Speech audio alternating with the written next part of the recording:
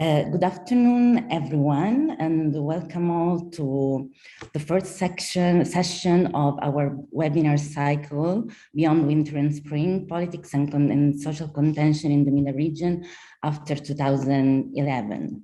That has been organized by our Center for Social Sciences Research and Action within the framework of a broader research program of us on social justice in the region. Now, while waiting for more people to connect to the session, let me just briefly introduce for all of you who joined our webinars for the first time, what's the overall aim of this cycle. Actually, this cycle has been inaugurated last October with the broader aim of challenging the narrow institutionalist winter-spring dichotomy whereby social change and social mobilization in the region from 2011 onwards has been understood. Approach whereby, while focusing on the revolutionary process only from the regime change perspective, had the tendency to frame what happened after 2011 in the region as a sort of return to a sort of status of social and political quiescence or degeneration into civil strife, while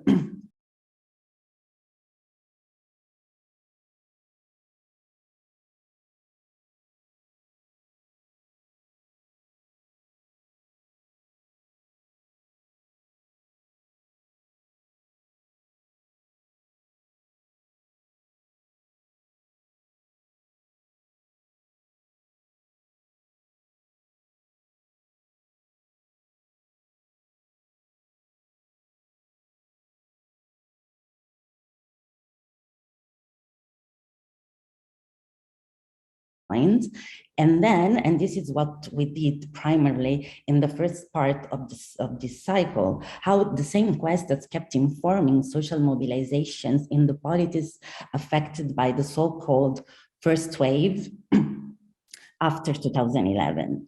So our focus, so after having focused on Jordan, Morocco, and above all, Tunis and Egypt, what we wanted to do today, it was to start diving into to replicate this operation with the so-called second wave, namely with the wave of uprisings that exploded in the region since late 2018 and involving mostly Algeria, Sudan, Lebanon, and Iraq, starting from precisely from the two polities that inaugurated the second cycle, namely, and which are precisely Algeria and Sudan.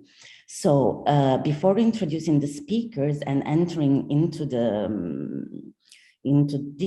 debate, we would wait for like another 10 minutes for more people to enable all people who registered to connect, and also to see if we were able to solve some technical issues, because first of all, let me anticipate that unfortunately, due to last minute health problems, Dr. McGill was supposed to be with us and talk with us about the contentious backlashes of the Sudanese uprising.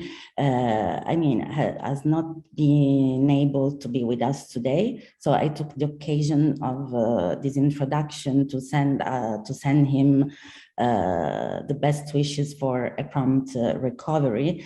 Plus, we are having technical issues with connecting with Professor Khaled Medani, who was supposed to give us a very thrilling presentation about the social origins of the Sudanese revolution. So we take these 5 minutes more or less to see if we can solve this, this technical issue.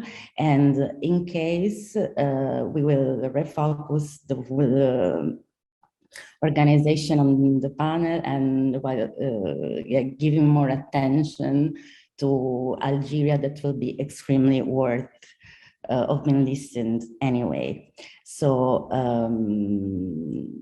yes, let's re-update in 5 minutes, hoping to be like in full scheme.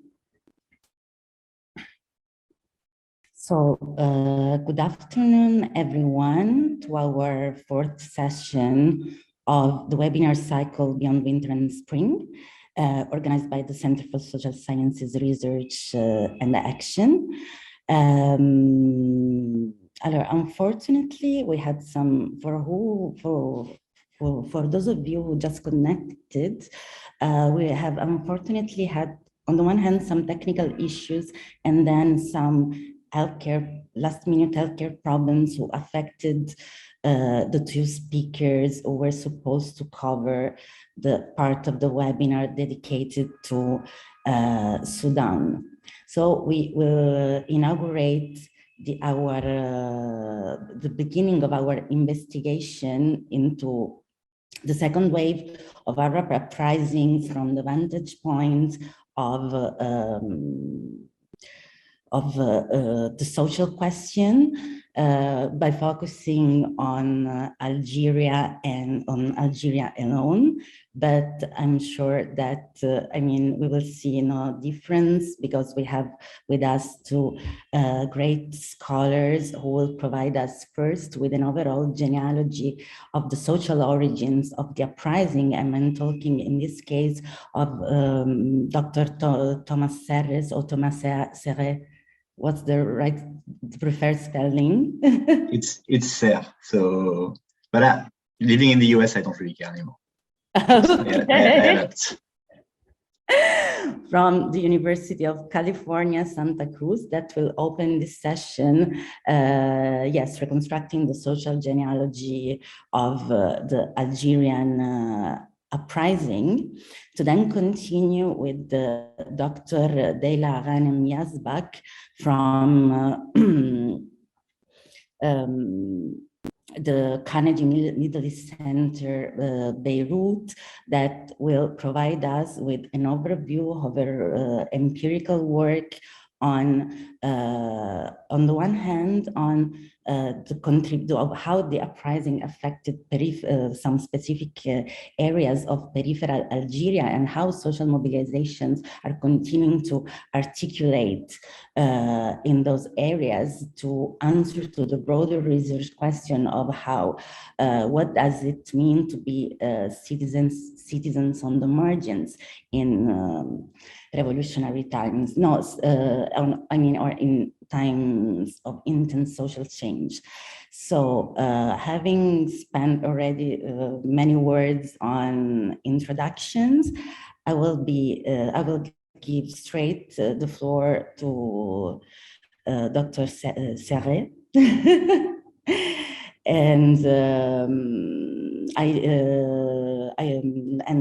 before I forget, we will collect your questions during the speeches. So please feel free to share them on the chat of the Zoom interface that you will see, and we will reserve the time for Q&A at the end of the presentations. So thanks for the patience. Sorry for the numerous inconveniences, and let's give the floor with pleasure to Dr. Serres. Thank you very much, Osana, for the introduction and for managing these unexpected circumstances. I know from experience that it's really not easy. Thank you also for putting this webinar together. I'm really honored to be in such a good company with Dalia today to talk about the lead up to the Hirak of 2019 in Algeria, its socio-economic origins, its socio-economic aftermath. I'm going to focus mainly on the role of socio-economic movements in the construction of the national repertoire of contention before 2019 and the formulation of radical political discourses. It doesn't mean that I have an anti-political understanding of the Iraq, far from it. Obviously, given the circumstances, the Iraq was also largely linked to forms of political grievances, starting with the Fifth Mandate. And in conclusion, if I have the time, I will talk rapidly about the ways in which the current government has somehow responded to these socio-economic grievances after 2019, and especially after the election of Abdelmajid Tebboune. So I'm going to share with you my PowerPoint. Not that it's absolutely essential, but it gives you some basic overview of my main points. So the first thing to say is that under Abdelaziz Bouteflika, the possibility to express political discontent existed because the press was and is still relatively pluralistic in Algeria. And you can express criticism, even though it has become increasingly difficult since 2019. But this political discontent, these grievances, usually remained cautiously away from the political field because political parties, politicians were profoundly discredited because of the instrumentalization of institutional processes by the ruling coalition and the shortcomings of political organizations, including opposition political parties. So in the meantime, Algeria experienced a continuous movement of socio-economic unrest or protesta, and throughout the 2 decades before the Iraq, social movements occurred throughout the territory and made limited sectoral claims about housing, unemployment, water, or electricity shortages, but also more politically sensitive claims, notably about police brutality. So what we had was a contentious mosaic rather than a unified mobilization. And these socio-economic protests were spearheaded by some of the organizations that emerged in the country after the process of political and social opening that started in 1989 with the adoption of a new constitution. Among these organizations were autonomous labor unions, which were absolutely crucial. These autonomous labor unions rose to prominence in the 2000s, especially in order to defend the rights of workers while remaining independent from the state. And this separation from the state was what made them distinct from the UJTA, the historical nationalist union, which is associated to both the state and the FLN. Some of these autonomous unions attracted hundreds of thousands of members. For instance, the SNAPAP, le Syndicat National Autonome des Personnels de l'Administration Publique, or the CNAPEST, which is the Conseil National Autonome des Professeurs de l'Enseignement Secondaire et Technique. So really, these autonomous labor unions were essential, and I'm not going to focus on them today, but it is important to understand their role in the routinization of contentious social movements and this process of retaking the public space in Algeria. Today, I'm going to focus on another organization, which is the National Committee for the Defense of the Rights of the Unemployed, or CNDDC. In terms of context, it's important to understand what was unemployment under Bouteflika. It remained, despite the progressive improvement of socioeconomic, of macroeconomic conditions, the unemployment rate remained superior to 10% during Bouteflika's entire tenure as president. And at the beginning of the Iraq, the unemployment rate was at 11.5%, which is high, and that's the official rate. It's obviously an underestimation. And the official rate was much higher for people under 30 years old. For the youth, it was situated around 30%. So from the mid-2000s onwards, the issue of unemployment became a major stake in Algeria's contentious landscape, notably in the south of the country. And the CNDDC, or CNDDC, was founded in February 2011 in a moment of intense political and social mobilization in Algeria, which followed the revolutionary uprising in Tunisia. The CNDDC decried the high unemployment rate, the exploitative practices of foreign companies, notably in the Sahara, and the state's failure to implement an egalitarian redistribution of wealth. And the movement was somehow quite successful in publicizing its demands. And notably in March 2013, it organized a so-called March of the Million, or Millonia, which brought together thousands of protesters in the southern city of Ouargla, which was kind of the epicenter of the mobilization. So, because of its growing visibility, the CNDDC is interesting because I think that it gives us a pretty good overview of the long-standing dynamics that allowed for the coalescence and amalgamation of diverse groups and grievances within the Hirak after February 2019.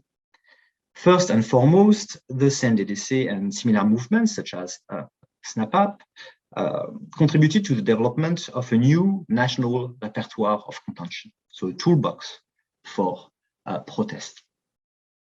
Since the mid-1980s, and with a pause during the civil war of the 1990s, the national repertoire of contention in Algeria was largely based on riots, not because there is some kind of cultural tendency to rioting or violence, but simply because riots as a form of mobilization responded to a specific configuration, in the sense that they responded to the situation of deep social fragmentation, to the limited social and economic resources of protesters, and also they were somehow legitimized by local authorities, which responded to the claims made by rioters.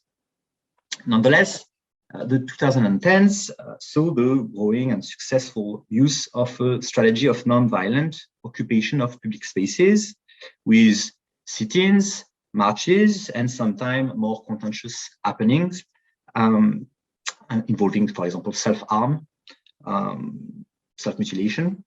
And these non-violent mobilizations tested the ruling coalition's ability to coerce and control protesters. So here it's important to understand why people from the CNDDC, for example, played a key role in developing this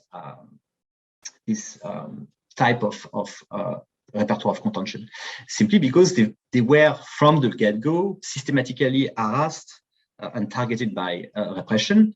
And so because of this intense exposure to state coercion, they had to find a way to work around the various strategies implemented by the state to control crowds in the public space and individuals.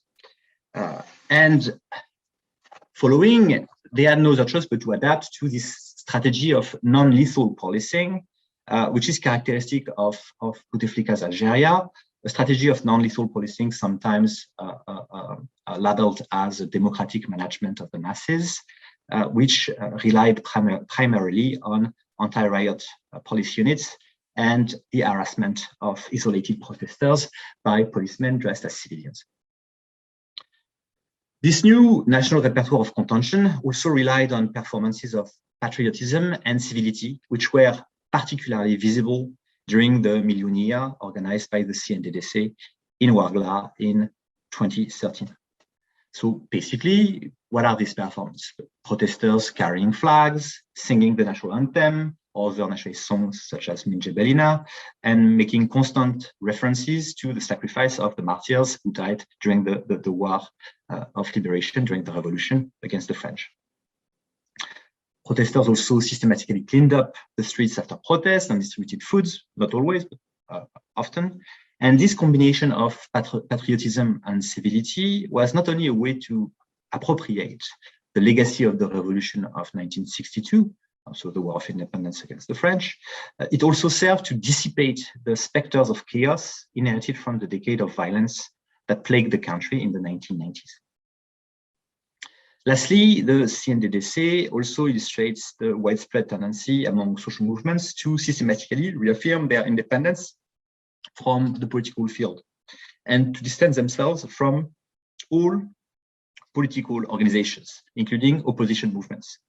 And this professed autonomy of social movements is an important dimension of the national repertoire of contention, because it was a way to adapt, to respond to the complete discredit of institutional politics and the political field under Bouteflika, following a succession of rigged electoral processes and also systematic internal crisis in political parties.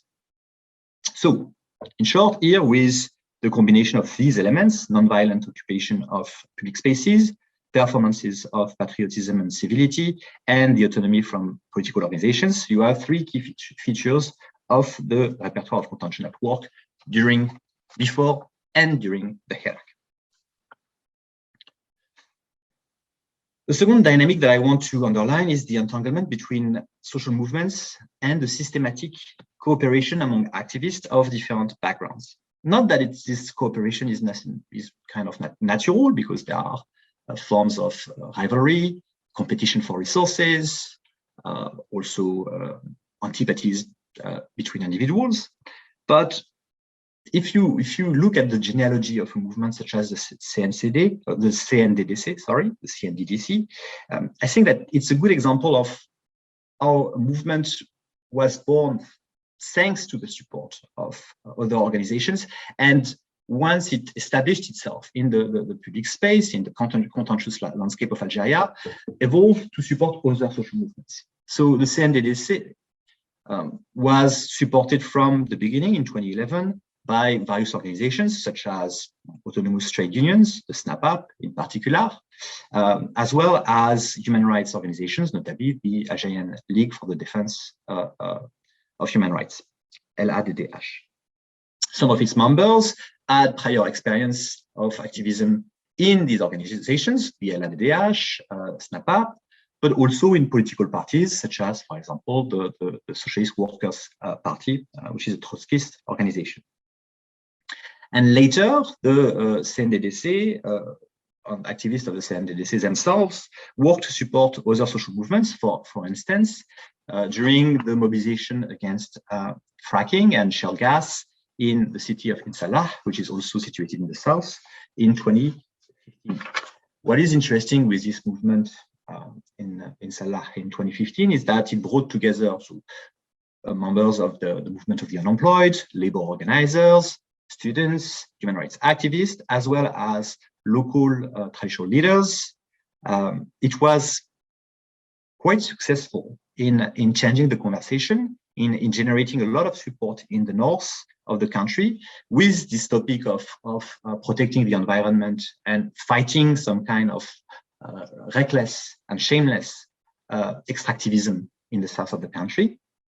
And among the discourses, there was this notion that the government was selling the country to foreign corporations.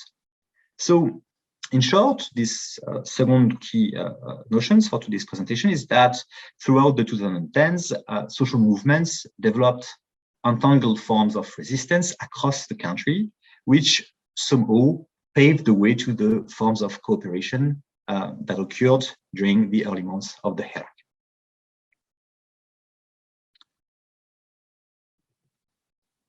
The third dynamic is the progressive construction of a symbolic repertoire that somehow expressed the deeply political nature of this socio-economic unrest.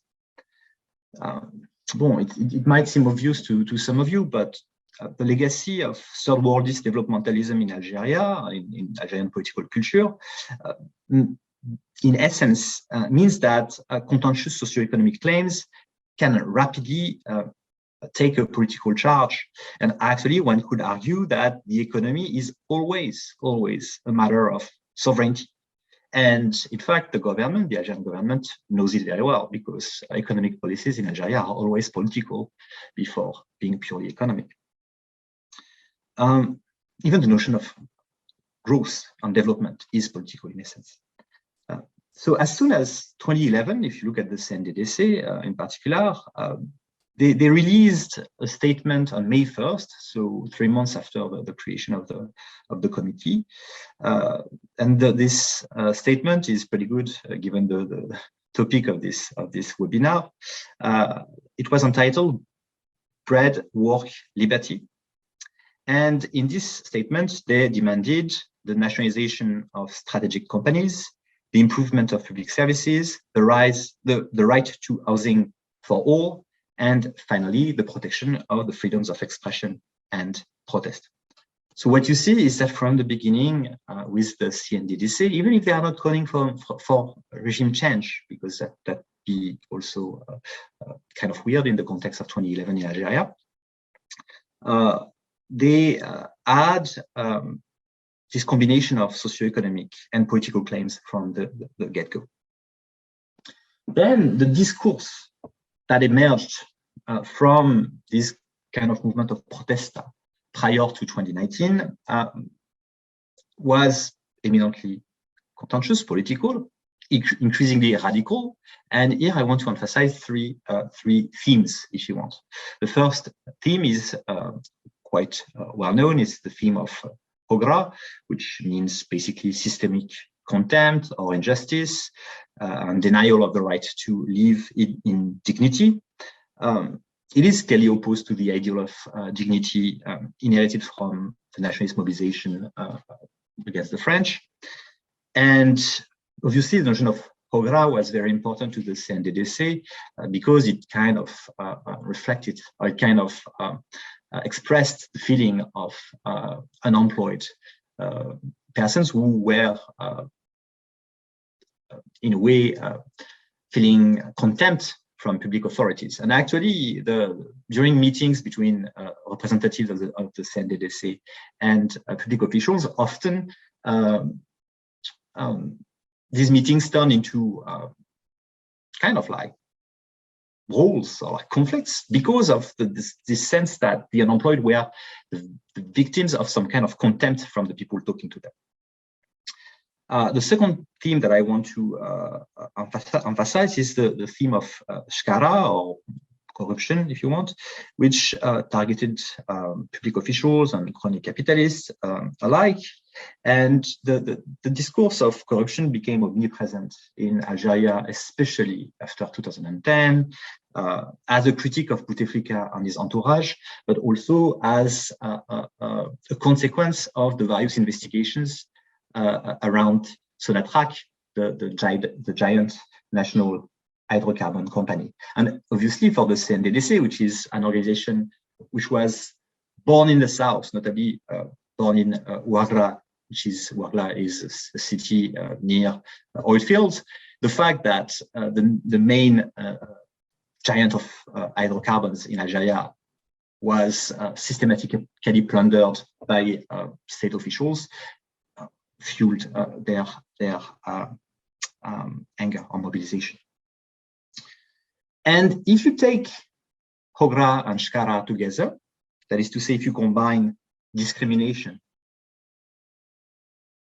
at the most intense, in the most intense fashion, like the denial of the right to exist in dignity, and spoliation, well, like discrimination and spoliation together, it sounds very much like a new form of colonialism. And so naturally, in the discourses of the leaders of the CNDDC, the notion of internal colonialism or internal colonization came back repeatedly. It was particularly obvious because some of these leaders, Tahar Belabes, Abdelmalek Aibek, were from the south and argued that the south of the country was plundered by the government allied with Sonatrach and foreign companies. So these three themes came together and were actually omnipresent during the 56 weeks of the Hirak before the suspension of the marches because of the pandemic in March 2020. I don't know if I have the time to, I assume that I have the time given that it's just Dalia and I. So I'm going to conclude by moving in time and say a few words about the ways in which the Algerian ruling coalition has responded to these grievances, and notably to these three accusations of Hogra, Shkara, and internal colonization. So rapidly, what is the Algerian ruling coalition? The word pouvoir, nizam, system, all of these words do not mean much. It's a ruling coalition that was quite diversified under Bouteflika, but with the advent of the Hirak, it has returned to its bureaucratic military essence. So it is de facto an alliance of high-ranking military officers and top-level technocrats. And how did they respond to the accusation of corruption, contempt, and internal colonization? First, corruption. Corruption is absolutely central because the fight against corruption was instrumental in the reorganization of the political system after April 2019 and the resignation of Abdelaziz Bouteflika. Basically, investigations conducted by military intelligence services have decimated Bouteflika's former entourage, leading to the imprisonment of dozens of former state officials and crony capitalists, including military officers, including general majors, so like the highest level, the highest rank in the army.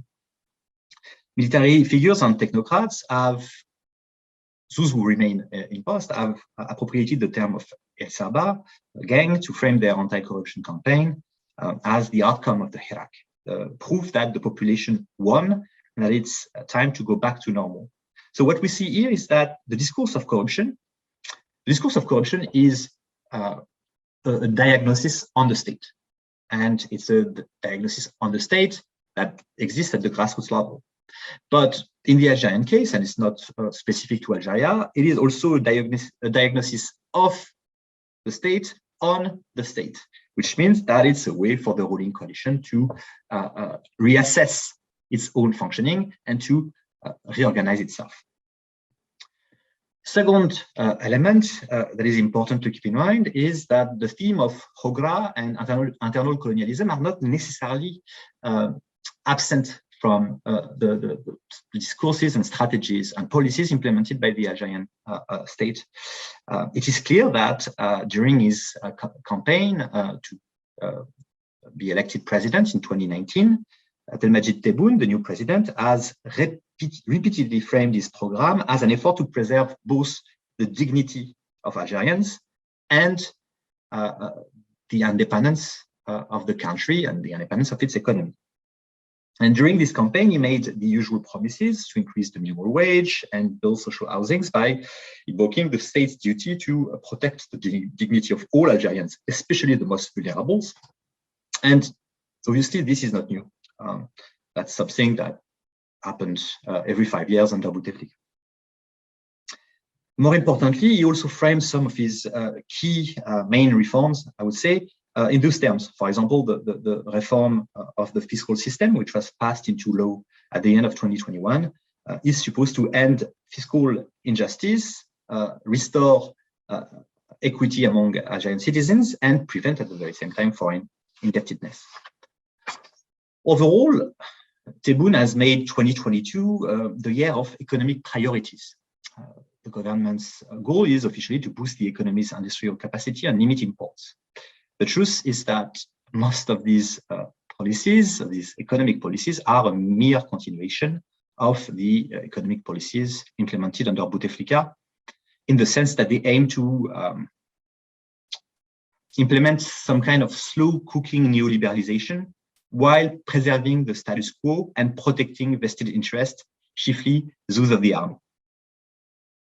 This kind of top-down bureaucratic reformism, in a way, speaks a discourse, or like uses words and notions that are somehow echoing the themes of Shkara, Hogra, internal colonialism, because the defense of dignity, the struggle against corruption, and the protection of national independence. All of these themes come from the same matrix, this kind of same anti-colonial, third worldist, developmentalist political matrix. So it makes sense that the government is able to speak a language that is kind of similar. Yet, as Beatrice Ibou has shown in the case of Tunisia, this kind of bureaucratic reformism is catch-all. So it brings together a lot of actors with very different understandings of what are the good reforms, and it's saturated with contradictions, which means that the policies are implemented and then cancelled, which happened not that long ago, actually last month, when the government introduced new custom taxes on imported electronic devices before cancelling them in emergency. So it's a reformism that aims to maintain control. It has no hand, and it's about management and containment rather than addressing the root causes of discontent. And consequently, I'm going to conclude here, the bureaucratic response to the Hirak embodied by Abdelmajid Tebboune might seem to address some of the grievances, but it is in fact very unlikely to address the core of these demands. Thus, the combination of socioeconomic discontent, which is what I talked about today, and the other essential feature of the Hirak, which is the absolute abysmal lack of popular legitimacy or people's sovereignty in Algeria, will continue in the coming years, and with it the revolutionary configuration that led to the Hirak. So what we can say is that what we have in Algeria is a long-standing revolutionary configuration that is still, in a way, happening, and the outcome is far from being defined yet. Thank you very much. Thank you, Thomas. Thank you so much, Thomas, for this very rich and insightful presentation. So since you developed a lot on the concept of internal colonization, we go straight to Dr. Ghanem, that I think that will provide us a lot of empirical insights on what's the state of socioeconomic deprivation in peripheral Algeria. And I also take the chance to communicate to the audience that maybe we solved the technical issues with Dr. Medani, so we were able to also enter Sudan after Dr. Ghanem presentation, alhamdulillah. So thank you so much, Thomas, and please, Dalia, the floor is yours. Hi, everyone. Happy to be here. Thank you for having me. I'm going to talk a bit slow because I was voiceless till 2 days ago. So I'm trying not to make too much effort on my voice. Beyond the 2019 peaceful Hirak that shook Algeria and that took the regime off guard, and beyond the capital Algiers with its, landmark Place Audin and La Grande Post that attracted spotlight, I looked at the periphery. So during the Hirak, basically, I spent a few days in Algiers, and then I went to very remote places in Algeria to see how people were actually living this Hirak and what did it mean for them to be Algerian at the periphery in the time of that revolution. So I cannot here tell you all the places that I visited, but basically, so you will have an idea, I analyzed regions that are in the provinces in the northeast of Algeria, meaning Mdawroush, Tbessa, and Delwenza, which are in the borders with Tunisia, and also another region in the south, which is Wergla, very well-known region, as it is considered the economic heart of the Algerian economy. So, the south is also very important because scholars had a tendency until recently to see the South from, the paradigm and from the lens of this, le Sud tranquille, the quiet South. But that's not really true, because since the 2000 wars, the population in the South has been more vocal about their political, their social, but also their environmental demands. So the fieldwork visit that I made in the northeast, in Dawroush, Tbissa, and Delwenza, and then other side from the Tunisian side, as I went also to Qasrin, show the same pattern of marginalization and neglect, state neglect, and the shortage of jobs have kept most localities in Algeria northeast borderlands poor and underdeveloped. As a result, smuggling has taken root, and for some families, it is a career that has been going on from one generation to another. It was very important for me when I studied smugglers and their activity, to go beyond that cliche of, the villain who was, trying to make easy money. There is not easy money, and there is not an easy place to live in. So the eastern regions of Algeria have long been marginalized. From 2000 onwards, the authorities engage in what they called a National Spatial Plan, and NSP, to reduce regional disparities and create a greater balance between urban and rural areas. Despite such efforts and others since the independence of the country in 1962, there is severe imbalances that remain. No plan has lived up to expectation or prevented the feeling of exclusion in border areas. In many towns on the road from Algiers to Dawroush, which is almost 700 kilometers and a half from the capital, those with whom I spoke complained about sharp disparities, about Al-Hagra, of course, and about, this sense of being excluded from a very rich country. And this is also what I've noticed in the south of the country. When I went to talk to people in Wergla, for instance, that produces something like more than 400,000 barrels a day, people said always the same thing. They said, and I'll say it in Arabic, Darija, and then I translate.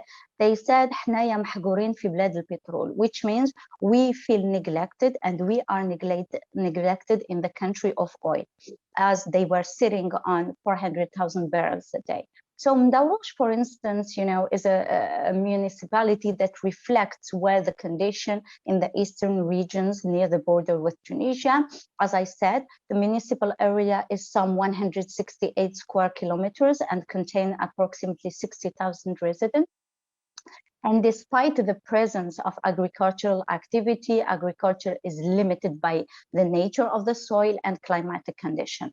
As for the Roman and Byzantine ruins in the region, they are unexploited, underexploited because of Algeria's stagnant tourism industry. So why do we have,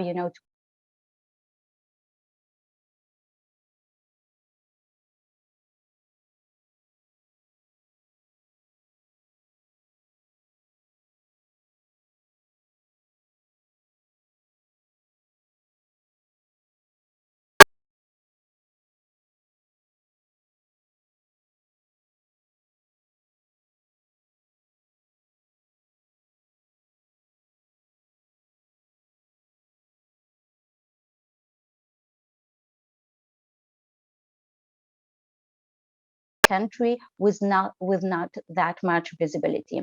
And they are especially visible, these disparities, on the drive from Algiers to Dawroush, which takes almost something like 8 hours. So the further one drives from the capital, the lower the quality of infrastructure, such as highways, roads, public toilets, hotels, restaurants, and the more visible the socio-economic challenges the population faces.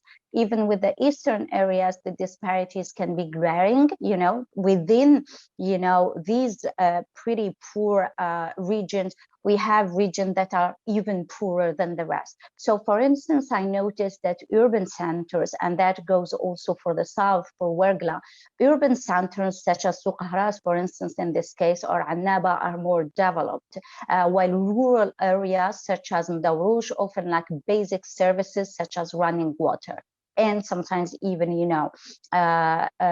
public electricity. The authorities have built housing projects, and people have either been, relocated to these projects or have been given funds, to build their own homes. But despite that, the general view in this region is just very depressing. Work is hard to find also in the region. You know, as I said, there is Roman and Byzantine ruins that are present and that could have, you know, been the pillar of a local tourism industry, creating jobs. Instead, today they lie abandoned and have been plundered to the indifference of the local authorities. While there are a few Tunisian tourists who cross the border from time to time, you know, to visit the city or this little town, this is not really, you know, something big. Just to give you an idea, you know, when it comes to Algeria's tourism revenues, they are insignificant, and this compared with the Tunisian neighbor. Let us not go to Morocco. You know, in 2018, according to the latest available data, Algeria's revenue from tourism reached $172 million against $1.1 billion for Tunisia.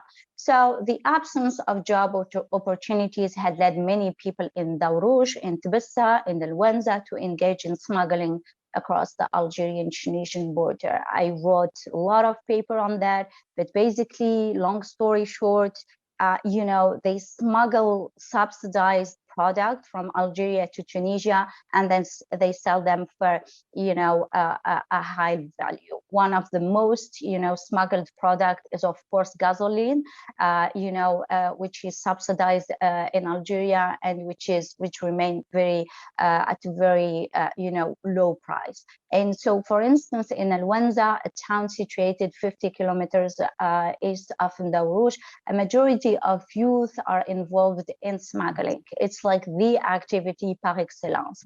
Other border areas such as Tbissa, Bir al-Ater, Safsaf al-Wissara, and Ali are also known to be smuggling regions. So, you know, in Alwenza, for instance, it is a well-known region for iron mine, which feeds the large steel plant of ArcelorMittal located in Annaba. And despite that, there isn't any work for people. Sorry, somebody is putting his mic or her mic on, and this is really bothering. So if you can mute yourself, thank you. And so this is not even creating jobs in the region. And, you know, people in the region, despite the existence of this large steel plant, they do not find jobs. And when there are openings, it is for contractual work for which one is paid around $175 a month. So therefore, individuals are pushed to engage in parallel activities when these parallel activities sometimes are, you know, illegal and sometimes even dangerous. Most of the time, these are young people looking for a way to make a living and take care of their families. Sometimes they are employees, including civil servants, trying to supplement their low wages. So the strategy of smugglers are very sophisticated. We don't have time to go in that, but they are very sophisticated and more than before, and take place in the mountain and by night. And they take also place with the connivance of security forces. So as we say, it takes two to tango. So for many residents of this region and its surrounding, the central government is an entity that is seen as an entity that restricts their daily practices and mobility. Breaking the law or circumventing it is necessary for them because laws are seen, are viewed as interfering with their economic interests and their way of life. And it's a life on Algeria's impoverished periphery that remains very difficult indeed. And so, as I said, you know, from the perspective of local authorities, smuggling functions also as a safety valve that relieves some of the economic pressure felt by the inhabitants of these neglected eastern provinces. Moreover, smuggling enhanced the security services' efforts to keep the dreadful triple threat of drugs, weapons, and jihadists at bay. I can come back to that later, but I can answer why and how, you know, the deal is made between the smugglers and the security services. And so the same patterns go for, you know, this very rich region that I talked about at the beginning, which is Ouargla in the south. Ouargla province is one of Algeria's wealth pool with the extraction of oil from the Hassim Saoud oil field. I think even when people never heard about Algeria, they always heard the word Hassim Saoud and Sonatrach. So the Hassim Saoud field play a crucial role in keeping the national economy afloat. It is a field that supplies, as I said it earlier, 400,000 barrels of oil per day and contains 71% of the country crude oil reserves. And to recently, Wergla was home to an estimated 600,000 people, which is high when compared to other provinces, especially in the south. And the province is divided into 3 districts and 7 municipalities. But when you go around these districts and municipalities, the closer you are actually to the center, and the richer the municipality feels, and the further, the poorer. And so there is this regional disparity, as I said, at the local level. Of course, due to a distance from the capital, and also to a legacy of the colonial past, these disparities continue today. Just to give you a real and concrete number, there is today twice as much poverty among people living in the Sahara as among those in the coastal region. If anything, the imbalance is even more apparent when the desert locality is resource rich. In such cases, the government pours money into the area for the purpose of extracting resources that power the national economy, but often avoids diverting any of the subsequent revenue to local communities. And that creates frustration. And there is no hazard in the fact that Wergla was one of the first, to wake up at the end of the civil war and to reclaim its rights. So the deficiency in public services is best illustrated by the health sector. And I think this is the best example because it's pretty shocking. Few and far between to begin with. Health facilities in Wergla, which again is a very rich resource province, are also understaffed and under-equipped. In fact, it is common for several health centers to rely on a single roving doctor. And so I talked to people who would wait for the doctor to come after 3 days. University-affiliated public hospitals and private health clinics, which generally provide better care, are at a considerable distance from Wergla. For example, the nearest health clinic is located in El Wed, which is 320 kilometers away. So good luck when you are a woman and you want to deliver a baby. People who can afford it seek medical care in El Wed and Batna, or even across the border in Tunisia, where medical facilities are of a higher standard than those in southern Algeria. To those who opt to, try their luck, I want to say in Wergla, they might find themselves in a hospital that lacks certain specialists. In 2018, for instance, the death of academic Dr. Aisha, we said, following a venomous scorpion sting, prompted Wergli to publicly denounce healthcare facilities and also to go demonstrate for their poor economic and condition. And so, I can give you example of this, many example. The fact is, even when there is money, this money is poured, in a way that shows that corruption is high. Why? Because there is this big project that are done, millions of dollars, and they are white elephant project, in fact. And so today, these population are still very frustrated, very angered by all what's going on. And of course, the Hirak that took place in Algiers, but all over the country, gave, a real push to this, population to ask for more, to ask for better life condition, to ask for political, socio-economic, but also environmental rights. For instance, in Ain Saleh, which is a region also in the south that is rich with the shale gas, people have been demonstrating against shale gas extraction. And so again, this is a country, and that will be probably my conclusion. This is a country that witnessed a civil war in the 80s, in the 90s, sorry, that witnessed, an authoritarian regime until 1989. And then we had a civil war for 10 years. And then you have, 20 years of Bouteflika that we are not here to judge. But basically, we had some kind of stability and peace that came back. And the Bouteflika regime was, profiting, if I may say, or took advantage back then of the prices of the oil, which were flirting with the $132 a barrel. And so they invested that in infrastructure and so on and so forth. But again, the fourth mandate was the mandate that Algerians didn't want. And the fifth, I guess, was the one that pushed Algerians to take up to the street in millions and say enough is enough. And this is what happened. And today we have a new president, but do we have a new regime? Do we have, is Algeria really changing? I just finished the writing of my book that will be published for Palgrave Macmillan in 2 months, I think.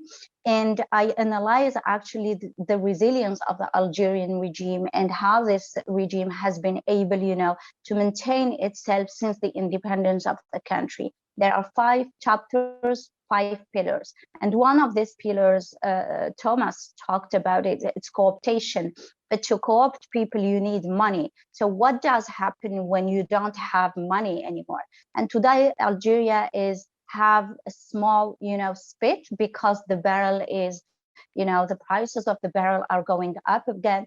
But, this is a question of time before the social question and the socio-economic question will go back to the heart of the Hirak, and before the Hirak will go back to the heart of the street in Algiers and everywhere. And so the question that I will ask here is, what will happen exactly when, the carrot will no longer, exist because it was dramatically reduced, and then will remain only, the stick will only remain.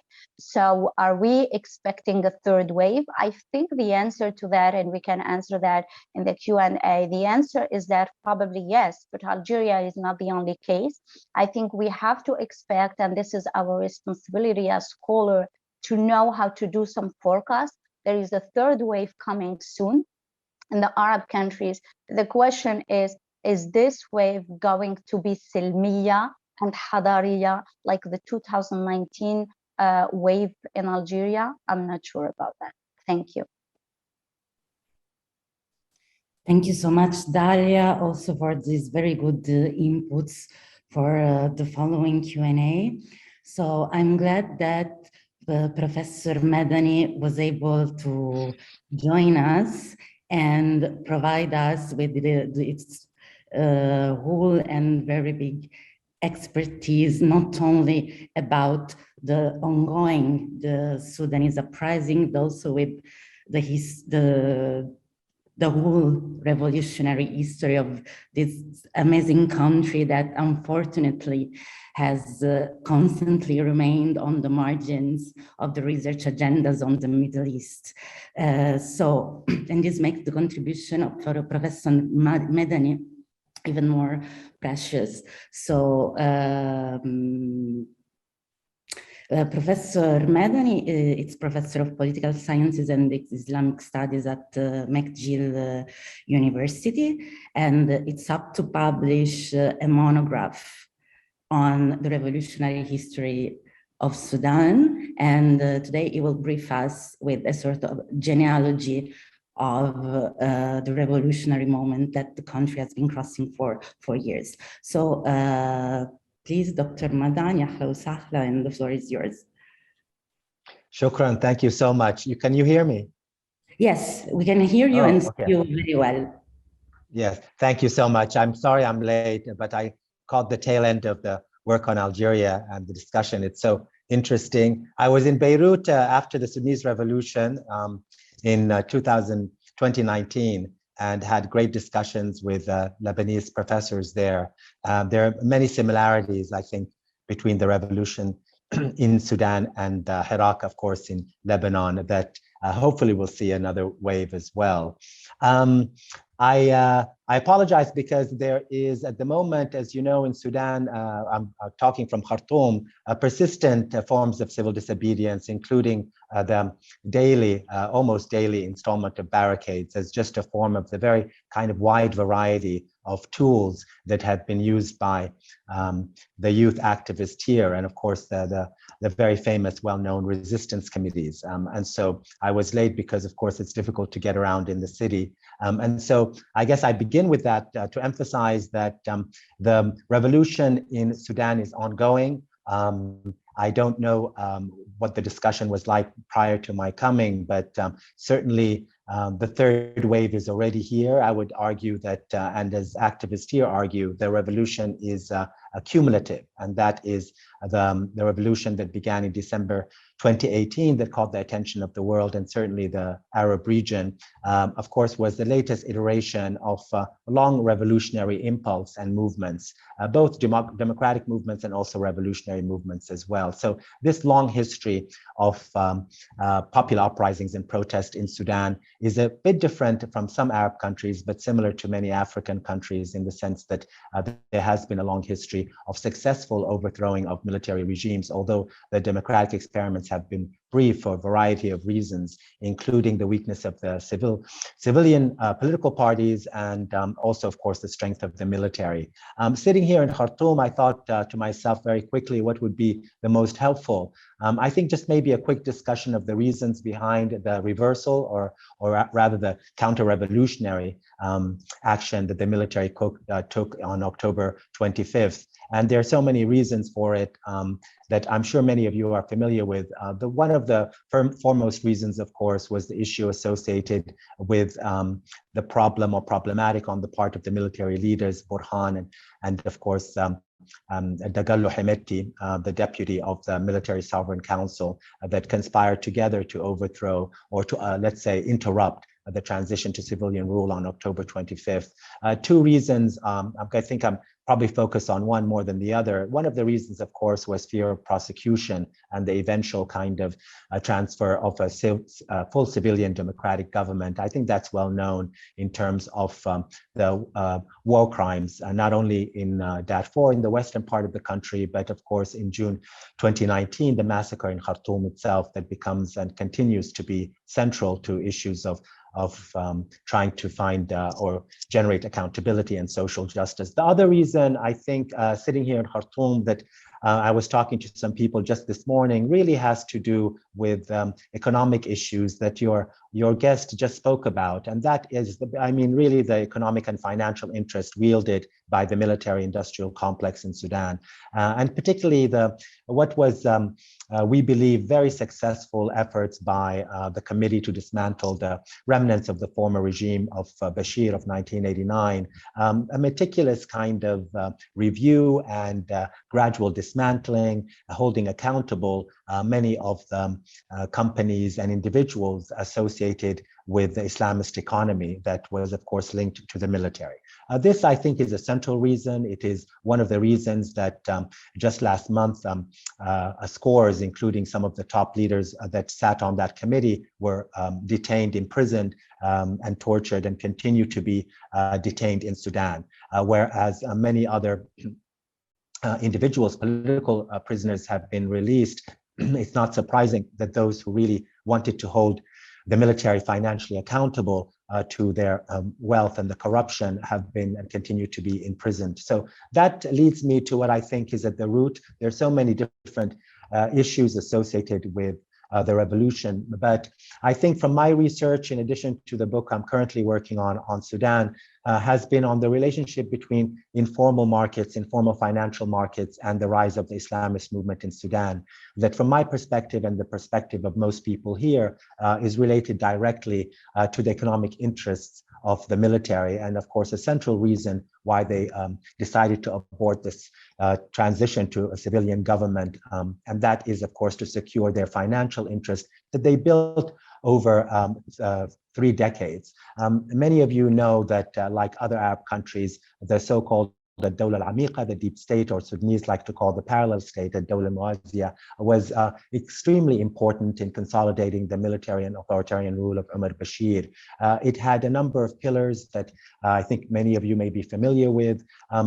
Key to that, of course, was how the state under Bashir and the Islamist movements in particular were really able to utilize the tools of power of the military, especially to generate rents and loyalty among clients in the Islamist movement. My book, I guess I'm plugging it, that came out in October, entitled Black Markets and Militants, looks at the role of the deep state in Sudan, and particularly the informal markets, both in Egypt and Sudan as a comparison, and also Somalia. I mention it just to highlight the importance of the role of the Islamist economy in undergirding the deep state that we continue to see being very important. So as just your previous speaker noted, really the issue of informal financial markets and smuggling has become central in telling us a great deal about the forces wielded against the very admirable kind of revolutionary forces that continue to fight for a full civilian government that really was even revitalized after the coup of October 25th. So in addition to the use of the machinery of the state to basically transfer assets from the local economy and rents from abroad to undergird the financial wealth and consolidate rule. Another aspect which was crucial was, of course, the purging of the bureaucracy, particularly in the 1990s, to make sure to install Islamist cadre that would be loyal to the regime, and also, of course, outbid and repress any other form of opposition. And that was really key. It's important to highlight that because it's a big story today in Khartoum. This revitalization or attempt to reconstitute this deep state under the guise of reforming the so-called revolution. But what we're seeing there today in terms of appointments or reappointments is an effort on the part of General Abdel Fattah Burhan and his Islamist allies to really reconstitute the power of the Islamist movement. We can discuss that more in detail if there is an interest. Another aspect that is key that was part of this legacy is really central to the balance of forces at the moment, and that is, of course, the factionalization of the military and security apparatus. Upwards of at least now 20 militias and security forces are at play, repressing peaceful activists. Over 80 have been killed since October 25th, scores others detained and tortured. It's a story that has actually galvanized the legitimacy, if for lack of better terms, and let's just say the unity of the resistance committees and so many other revolutionary forces in Sudan. And so rather than talking about a third way, I think that this is a story of persistence under really the kind of advance of revolutionary forces domestically and internationally as well. My research historically has looked at the economy and the political economy of this issue, in addition, of course, to the parallel security sector that's made up of security forces and militias, most notably the rapid support forces led by General Hemeti, that now everyone knows is really the power broker. Of course, he visited Moscow recently to try to outbid and compete with Burhan, but also to send a signal to the Western international community that any kind of threat of sanction or displacing him was going to come at a great cost internationally with his alliance with Russia. But what I wanted to mention is, I don't want to drag on too long, is to highlight some of the key elements associated with the political economy and shifts and what that tells us about this revolutionary period in Sudan. I think that most of you are probably aware that the political economy of Sudan has shifted greatly. It begins in the 1990s, and I detail this in the book, with a real focus on its informal financial markets, the capture of expatriate remittances by the Islamist movement under Umar Bashir. It's a long, detailed story, but it was very important in consolidating the wealth of the Islamist movements and the military under, of course, their Islamist loyalties. And my book looks at the Islamicization of this national economy in the 1990s in ways that was able to, A, capture these external rents from Sudanese expatriates and funneled them into Islamic financial institutions and banks, from which of course, Islamist movement recruited loyalists to their cause and their regime. This is a well-known story in Sudan. It continues to be important. It's a reason I highlight it, because the speculation in the black market in Sudan is a central story of how the Islamist movements were able to build their Islamist deep state. It continues to be a point of contention as the expansion of the informal market now continues even further. And now, of course, it's been utilized by traders who are very closely allied to the military establishment, Burhan and others. And so this story of the political economy really helps us understand not only the basis and motivation of the present regime in Sudan, but it also helps us understand the change that is occurring right now.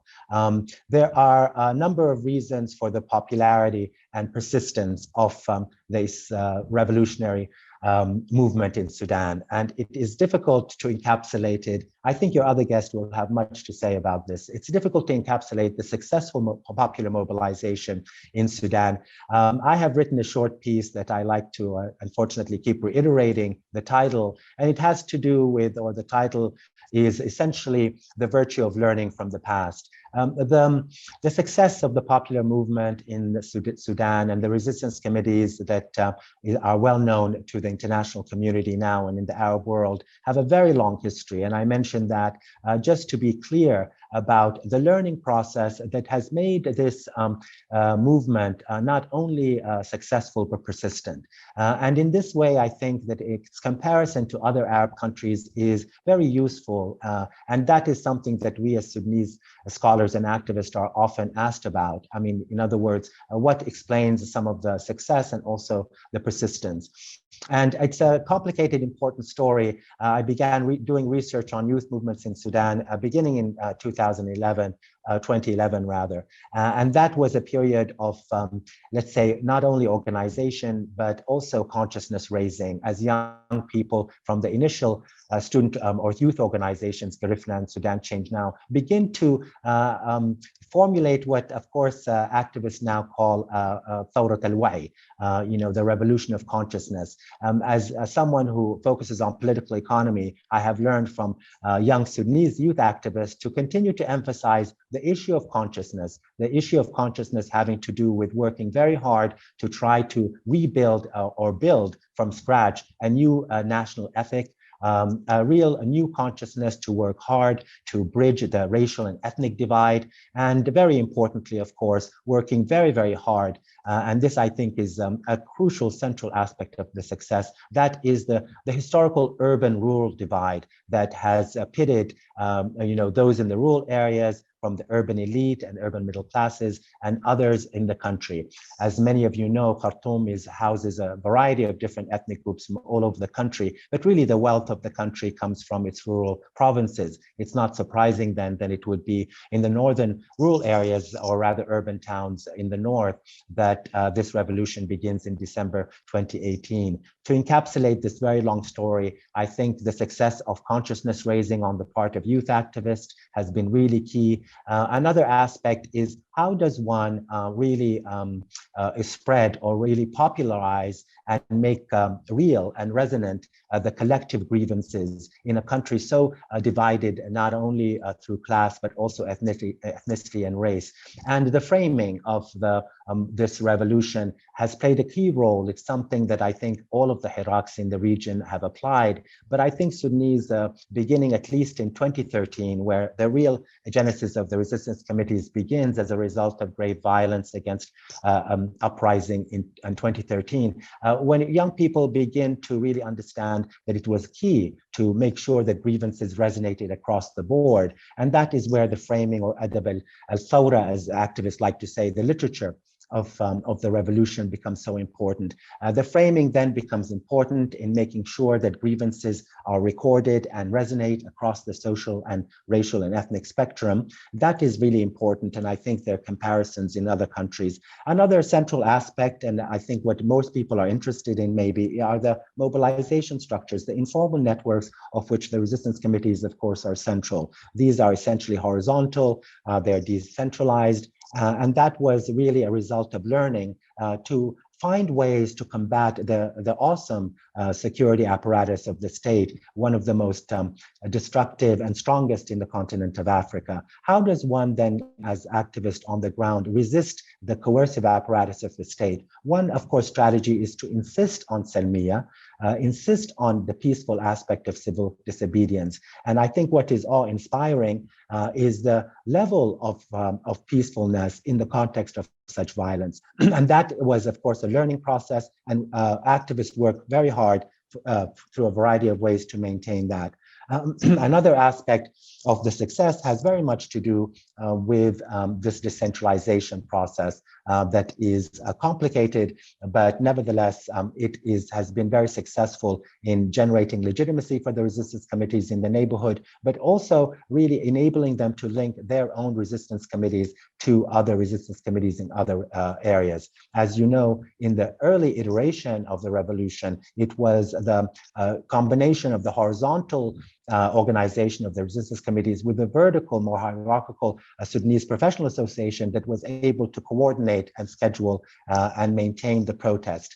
Since October 25th, for a variety of reasons, including the issue of lessons learned and from the past, mistakes of the past, the resistance committees have really, as you probably know, reframed the very objectives of the revolution. No longer is it focused on a soft landing, but rather on the insistence on a full civilian democratic transformation, the building essentially a new state based on real representative institutions at the central and rural areas.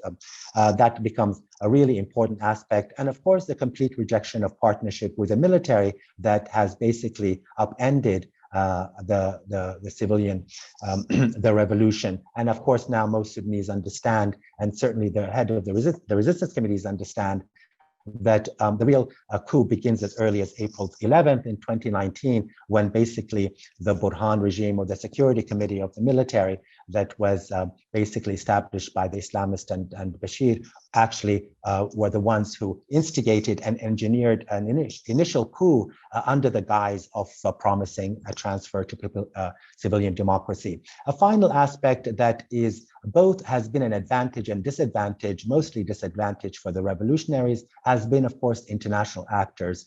Sudan is in a neighborhood that is unbelievably linked to the Arab countries, especially the Arab Gulf countries, and of course, Egypt. And there is a great discussion we can have about their role, because it is not peripheral, but as you know, very central. I want to really just simply emphasize that the learning process begins as early as 2011 and then goes through an iteration of protests that, of course, culminate in the revolution of 2018. I mentioned that, I think, because I think it's important to understand that the waves that have occurred in Sudan really tell us a lot about Sudanese, the learning process of the revolutionary actions, but also, I think, have great lessons to give to Algerian Iraqs. And I was in Morocco also a few years ago talking to youth activists there. This iteration, this revolution, this learning process is really important. Instead of looking and examining these revolutions in terms of their endpoint, increasingly, of course, we have to understand how they persist and why, and what it means to have a revolution that is a revolution of, let's say, presence, how revolutionary it is to have this kind of civil disobedience ongoing. So those are really some points I wanted to highlight, and then just conclude with what your former speaker said, and that is the issue of smuggling. The political economy of Sudan has changed drastically from one that was reliant on Islamist financial networks to one reliant on oil rents. And then now it is a very different political economy that can tell us a great deal about the potential of the revolution in Sudan. And as most Sudanese will tell you, it is really dependent on one important commodity, and that is gold. In my work, I basically essentially describe the transformation of the political economy from oil rentierism to a new form of political economy, a new form of informal economy, not financial, although that's still very important, but one in which the informal economy in gold and the smuggling of gold primarily to the markets, the gold markets of Dubai, of the United Arab Emirates, become central. What we're seeing now is, rather than a centralized coercive apparatus that is reliant on oil rents, we find increasingly the fragmentation, not only reflected, of course, in in civil society, but much more importantly, the decentralization of militias, the decentralization of the economy that has always been the case, but now is much more highlighted by the very informality of the smuggling trade in gold, which is, of course, unlicensed, contributes nothing to taxes, and of course redirects any efforts to the smugglers themselves. The gaps in regulation and the informalization of this gold, smuggled gold, is important. Its political manifestations in Sudan at the moment has to do, of course, with financing the militias and militia leaders, particularly Hemeti, and this is the really important story. The reason I mentioned it is that it's not only shifted Sudan's political economy, but it has also complicated what the revolutionaries are fighting against, not in terms of the severity that's always been there of the violence, but rather the multitude of interests and actors that are vying for this trade in gold that's being smuggled. And it's serving, of course, the interest of Hemeti, but it is also serving the interest of a number of different actors linked to the committees. And finally, it's important to conclude with the strength of and coordination of civil society forces in terms of the political parties and the forces of freedom of change that represent the traditional political civilian blocs and the resistance committees. Right now, it is really separate. There is a lack of coordination, and the balance, or rather the potential, has to do with to what extent, like in the past, the resistance committees, that is street protesters, so to speak, to reduce it to that, unfortunately, for the reasons of time, would eventually, having taken the lead in actually putting forth a proposal for government structures in the transition following the overthrow of the coup, to what extent and in what nature, and character, will they link up with civilian blocs? And today, this morning, I was talking to both parties who, of course, are separate, but initially I will recognize that there must be some kind of understanding, some kind of coordination associated with the principles, the new objectives and values of the revolutionary forces led by the resistance committees, and the extent to which these will be united with the objectives of the civilian bloc in their shared objective of not only overthrowing the military regime, but also very important structures and institutions during a transition period that would finally, the goal being, establish basically a new representative state, much more democratic.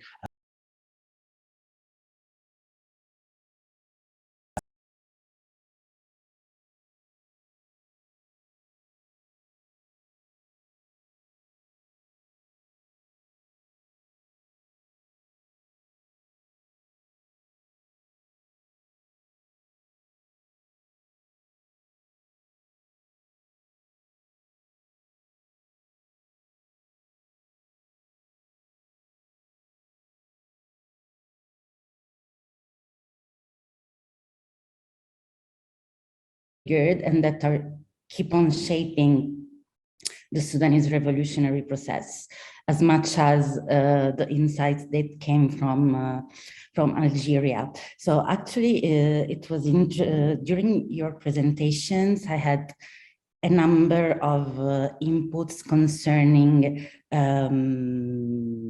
similar dynamics that have emerged in our past cycles. So a lot of common elements with some processes that are going on all over the region. And for instance, for Algeria, one thing that immediately brought my mind to Tunisia. It's this sort of exploitation of the revolutionary keywords, and especially the discourse against corruption that the counter-revolutionary regimes are using to, re-enhance their autocratic rule. And as said in Tunisia, in this sense, it's extremely emblematic. We can see similar processes also going on here in Lebanon, albeit in different forms and in a more polycentrical fashion. There's the discourse on corruption that we can say that in terms of framing, it's the big fil rouge keeping together the first, the second wave, and all over the polities that have been affected by revolutionary momenta, and that in effect has very little to do with the liberal definition of corruption meant as a sort of moral misbehavior by individuals, and in the very understanding of people who use this term has much more to do with chronic capitalism, and also the crucial importance of these chronic political economic relations in keeping feeding the same power structures, not keeping in mind that, it seems me even the more clearer with your presentations, that albeit domination has been maintained, there's an hegemonic contraction that anyway it's going on, and that inevitably will lead to further mass protest upsurge. And so I had in mind many questions, but before I open the floor to the comments, since we went a bit long with the presentation, but it was really worth it, I was wondering whether talking about a potential third wave, if the global economic backlashes that the current Ukrainian war is exerting on the region might act as a trigger for new upsurges, because we're seeing that in many polities in North Africa and in Lebanon, starting from Lebanon, Tunisia, or even more Egypt, the crisis of wheat will lead soon to price hikes and bread shortages, very likely. We have polities whose neoliberal transition and the crisis hereof have provoked a spike in energy prices, and these prices are keeping hiking. So this is maybe the input that I would give to the conversation. Meanwhile, we have collected in our chat one question by Ahmed Lotf, who's a PhD student at Scuola Normale Superiore in Florence, who is, I'm sorry, but I've lost the chat window. So I might ask Ahmed if he wants just to raise the hand, and if he wants to raise its question straight to the speakers, but it was related to the dynamics of the learning processes among revolutionaries in Algeria, in Sudan, from the 80s to the current uprising. And if I've been imprecise, please, Ahmed, take the floor. But before Ahmed, we have two questions by Andrea Teti. One is for all the presenters, in addition to a massive thanks. And he asks if you can say anything about transnational connections of protest movements. For example, the Unemployed Workers Union in Algeria with its counterpart in Tunisia at Similia. And also for all, he says that certain circles in Western-based scholarship and in governments still conceive of democracy as free and fair elections, and the civil rights necessary to such election, and often present popular demands for social justice as naive misunderstandings of democracy. What, for each of you, is the most striking feature which challenges this orthodox view? So I would go first with this first round and then continue. So I don't know who among you feels to answer first. I think that Dalia needs to leave us in a while, unfortunately. So maybe we can start from her if she feels answering. Yeah, sure. About two things. The question about Ukraine and then the question about, sorry, the question about Ukraine and then the question about the learning curve. Ukraine, of course, has an impact on the entire region, even if, you know, Algeria, for instance, is not in its direct geostrategic, you know, geographical space. I mean, I was in Algiers, I came back 2 days ago, and there is no news about the war in Ukraine in our national, you know, newspaper. Nobody talk about it. Well, that doesn't mean that it doesn't have an impact. But I think for Algiers, when the war broke, it was important for it to be able to play, you know, the energy card, which was the, you know, Algeria is the third gas supplier to Europe after Norway, Russia and Norway. And so it's tried to, you know, be able to say that, you know, Algeria is capable of providing Europe with gas. Fact is, you know, to do so despite the very positive, you know, image and declaration that Kerr, who is the president of a state-owned company, Sonatrach, made, saying that we are able to deliver gas. Fact is, to be able to deliver that gas, Algeria needs to be able to you know, to provide national consumption. So to provide its own population with that. There is then the question of, you know, the feud between Morocco and Algeria and the gas pipeline that was closed, and that makes things even more difficult for Algeria, you know, to send more than 8 million cubic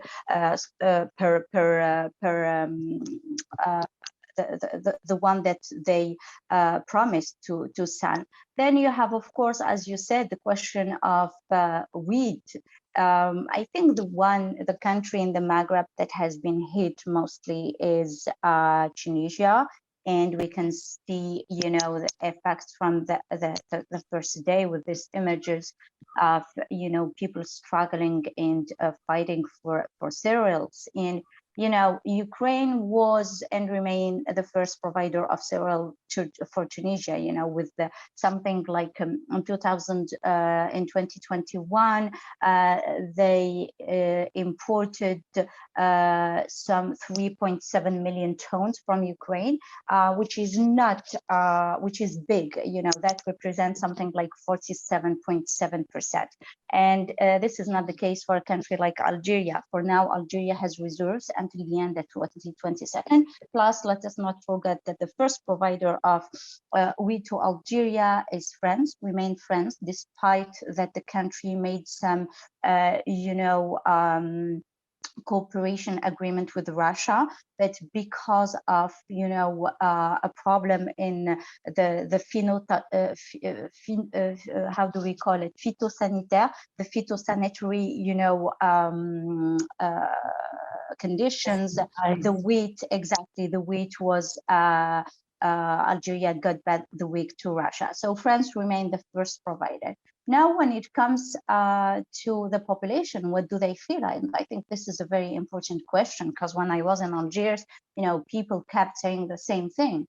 They said, well, of course we do fear for, you know, and we do care for civilians, but we have here two, you know, people in the region, meaning the Palestinians, who have been, you know, under siege for 74 years, and we have the Sahrawi as well. So why should we feel, you know, sorry for Ukrainians? And so that was really what I really heard in the street of Algiers. Like, this is not something that we should really care about. And the general feeling was also, you know, the racism that has been, you know, really very visible on social media against, you know, the Algerian student, the Tunisian, but also the Black student from Africa, and so on and so forth. So it's also very important to see the, the reaction of the population. Now, I think, the third wave is happening. This is a matter of time. I see it on the medium term, but maybe this crisis will be an accelerator. For the case of Tunisia, I don't see Algeria, precipitating into that. When it comes to the learning curve, and I will end on this, I think there is definitely learning curve. There is a learning curve from the people, but there is also a learning curve from the regime.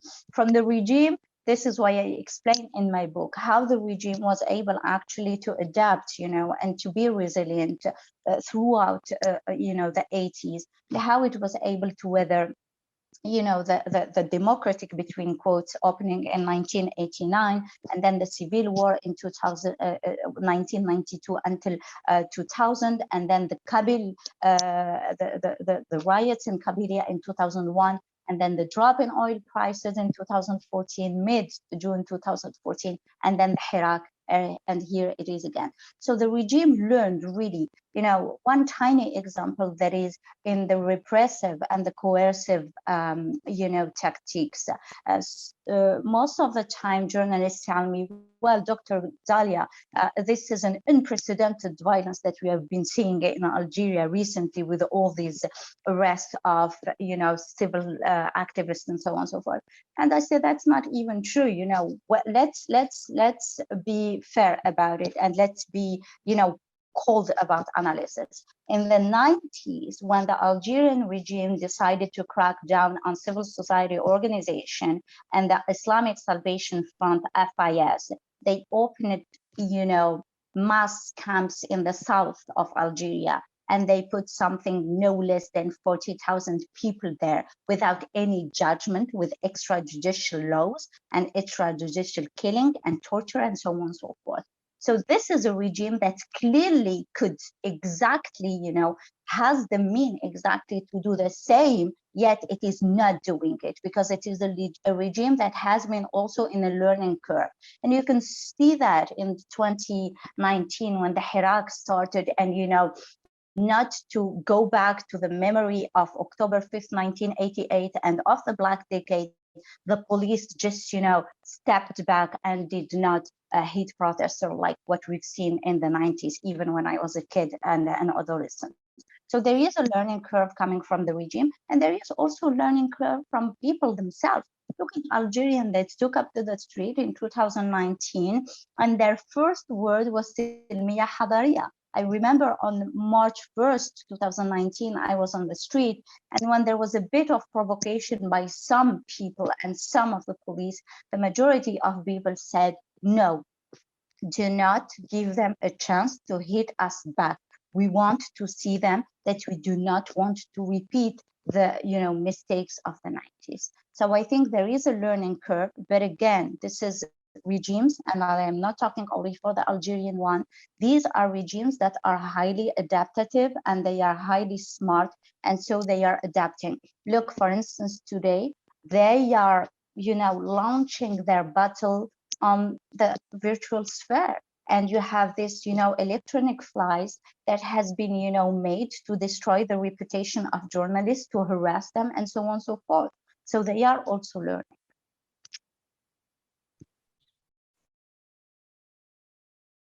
Thank you. I don't know who wants to go further with the answers, if you feel to. Otherwise, we shift to the question of Ahmed Lotf. Can continue. I think that we saw Ahmed's question in the chat, which is about the learning curve. So just to follow up on what Dalia said. I think that the question about the learning curve and that of about the third wave, these questions are kind of like interestingly linked, and so I'm going to take them together. I think that there is a problem with the notion of third wave because it situates the beginning of these uprisings in the 1980s, when revolutionary mobilizations in the region have historicity that is much or a history that is much longer. So I think that if we want to think in terms of wave, we have to start in the 1950s, at least, maybe 1930s. So maybe like 10th wave. like a struggle that includes nationalist movements as the first starting point, and the Islamist movements of the 70s and 80s, and that takes them seriously for what they are and what they have in common, because they have in common one single demand is dignity. And dignity means a lot of things, but like dignity is present in all of these movements. It's central for the nationalists, it's central for the Islamists. So, and that's so I think that's the same logic. So when it comes to Ukraine, well, I cannot predict what is going to happen. What is certain is that the struggle for dignity, formulated in nationalist, Islamist, or liberal terms, is still in a way or another central, and this is going to continue. About the learning curve, the question was not really directed to me, but I'm just going to say a few words. I think that for what I can see, and this is the main difference, if you want, like that when we speak about the longue durée, like when we speak about waves, we are about the longue durée, and we need to really start in the 1930s. When we think about individual actors or groups, the process of learning can happen within a generation or in a shorter period. And clearly what happened in the 1980s was central. What happened in the 1990s in Algeria and in the 2010s in Sudan, for what I understood from Khaled's presentation, was central in the sense that there is the necessity to integrate violence in the equation and to think actively about ways in which one can evade state violence. I would say that something that Khaled said that is very interesting is this notion of like Idab al-Thawra. Like, I know that some of the activists I've been in touch with or that I've interviewed over the past 3 or 4 years in Algeria, I've like read a lot of books about revolutions in Latin America, in Eastern Europe, in Asia, non-violent revolutions among them. So there is, and obviously the revolutionary literature in the Arab world. So there is an effort to integrate this literature. And at the same time, you have experiences that kind of like look like these resistance committees in Sudan. That is to say, like efforts at grassroots organization. And in Algeria, you have obviously the Harouche that Dalia mentioned following the uprising of 2001 in Kabylia, and the local committee, the local student committees in 2011. So you have this effort to devise new ways to organize at the grassroots level and think about democracy in a way that evades state capture. About the transnational connections, rapidly, there are transnational connections, knowing that the leaders of the CNDDC in Algeria were prevented from leaving the country often, and post 2011, it was extremely difficult. It was possible to bring people from Tunisia or to go to Tunisia, but the Algerian regime was especially sensitive, when people were coming from Tunisia, for obvious reasons. And it was actually easier sometimes to enter in some kind of cooperation with people coming from the north. So, and this is clear, like you have forms of cooperations with human rights activists and social movements in Europe, in Tunisia also. I know that some of the members of the Hirak in Tunisia were also at one point like Algero-Tunisians or Tuniso-Algerians.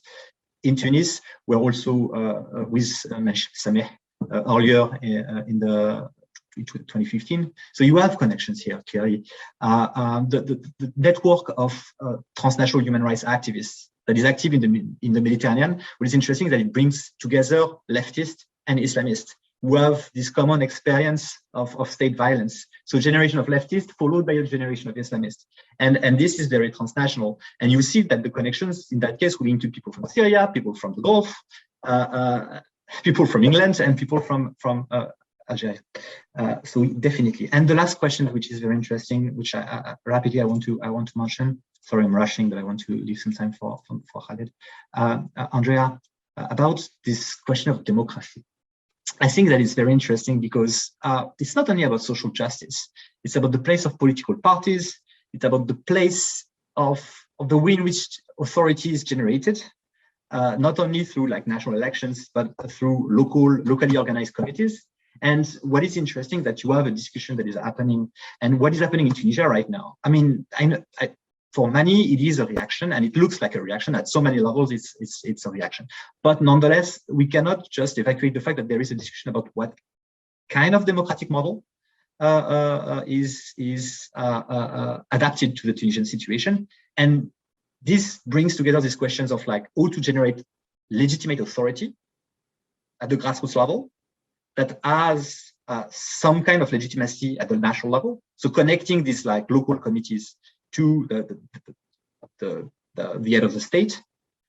And this is not only about, like engaging with a tradition of liberal democracy, but also about rethinking authority in a way that is centered on the notion of justice. And you have like very interesting books by Jocelyne Dakhlia, for example, on Tunisia, and in general on the Maghreb, that shows that thinking about authority in terms of justice is like something that is inherent to Islamic political thought. That is not like necessarily Western. So like that's the first point. And the second point is that the discussions about democracy, they have started, for example, in Algeria a long time ago. And de facto, if there is one thing that is obvious when you look at the Algerian trajectory, is that there is not 1, 2, 3, 4. There are like dozens of competing understandings of what democracy means. All of them agree on the fact that liberal, market-oriented democracy is not working.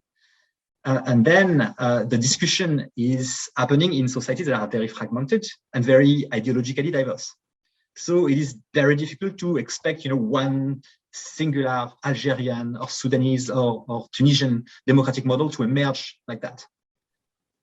It takes a very long time. And I think that the main problem is that like the media and foreign partners have no patience when it comes to the Middle East.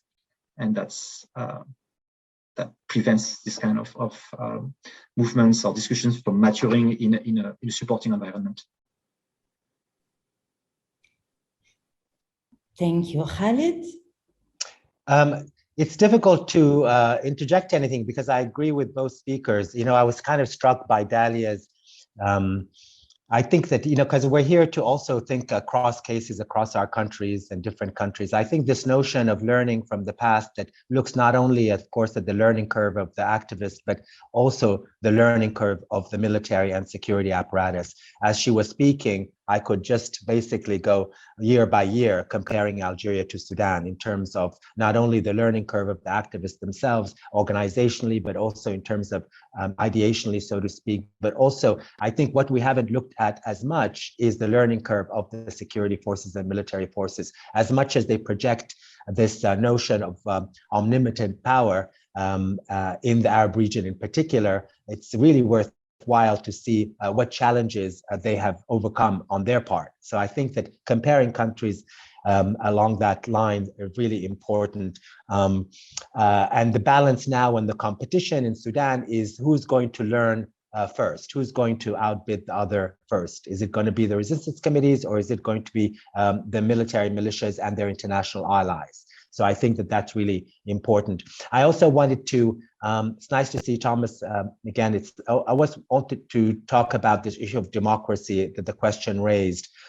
It's really interesting that what is happening in Sudan among the resistance committees, as I think that it's reflective of what Thomas said about Algeria, is it's not even really a discussion about democracy as much as it's a new discussion about state building from scratch, which is really interesting. We've had a lot of charters now officially come out, so you can really get an idea of the political point of view of what was essentially clandestine organizational networks that have come out. There are, of course, differences, which is really important. The commonality, I can get into that, but the commonality is really understanding that without structural rooted change in the institutions of the state, understanding the colonial and post-colonial legacies, and then talking about the nature of democracy, there is no going forward. I think it's really interesting. It's radical and practical at the same time. In other words, if you want to meet the objective of a consolidated full civilian government in a country like Sudan, which has failed in 3 tries, you have to go back to the drawing board, as the Americans say, and you have to reconstitute what it means to be a Sudanese state. I think that the young activists in Lebanon were doing that, and I think they're still doing it. In other words, this kind of sectarian pact in Lebanon, can we manage it, or should we just start thinking about restructuring the entire state that was essentially formed on that elite pact in the late 40s and 50s? And I think this is what's happening here, this really rethinking the very nature of the state institutions that can actually be more equitable based on issues of justice. So I think that those kind of things are really important. Finally, transnational linkages with wheat. Certainly, we should follow Egypt very closely. We can go into that, which I think is really the country that will be affected the most, and now has turned, of course, again to the IMF. But it's really interesting to see outside of Somalia, of course, Egypt imports the most wheat. And having lived and worked and know Egypt very well, I would suggest we watch very closely both the learning process of the population, but also how the government in Egypt is learning very quickly, as fast as possible, very desperately. In the case of Sudan, it's more complicated in the sense that the economy has been in free fall for a while, and the expansion of the informal market has necessitated this neoliberal fantasy of policies here that are taxing the populations. And I think that it doesn't have as much effect because there are a constellation of other problems. And as I mentioned, our economy is very decentralized. And so you have to go region by region. But I want to conclude with saying that the war itself is realigning the geopolitical alliances in our region. And this is what we need to look at. I think that in a way, it's a little bit like the new Cold War, and we have to be aware of that in the sense that it has the potential to realign Western and regional Arab regimes in terms of their alliances. The trip of Hemeti to Moscow really immediately led to a flurry of visits by the Sudanese military individuals to the Gulf, to Saudi Arabia, and to Egypt in the course of 3 days, with the Americans, of course, participating. So let's, I was thinking we could also look at how the war in Ukraine and its impact on the West, Europe, and the United States has, of course, directly influenced the interests of the Gulf countries in particular, and of course quickly has led to their realigning their interest vis-a-vis these countries. As how these separate countries relate to Russia and to the Ukraine war is going to determine the posture and the support of the Gulf countries and who they support. In the case of Sudan, it's clear they've decided that Hemeti, after supporting him in billions of dollars, they're distancing themselves from him quickly. It's just too much to deal with Putin and the Americans at the same time and then support the proxy of Hemeti in Yemen, for example. These are very profound geopolitical changes that we may want to look at. So thank you so much again for your presentations and for this equally interesting discussion. Thanks to the audience for the patience and for having been that active and present throughout this whole long but thrilling 2 hours. Since it's almost 6 p.m., I would close the session here. And to the audience, I renovate my invitation to always have a look at our social medias and our website, because more interesting webinars will come. For who wants to have,